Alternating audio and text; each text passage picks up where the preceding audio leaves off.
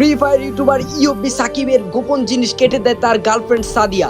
আর সেই ঘটনা জানার জন্য হসপিটালে দেখা করতে গেছে দিবস গেমিং। ভাই আপনার কষ্ট আমি সহ্য করতে পারতাছি না, কিভাবে বাঁচবেন আপনি এইটা ছাড়া?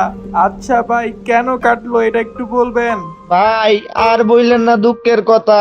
আমি শুধু একটা মেয়ের সাথে একটা র্যাঙ্ক ম্যাচ খেলছিলাম, এইটাই আমার দোষ। ভাই আপনার যে কাইটা দিল এটা কি ঠিক হওয়ার আর কোনো চান্স নাই? থাকবে না কেন?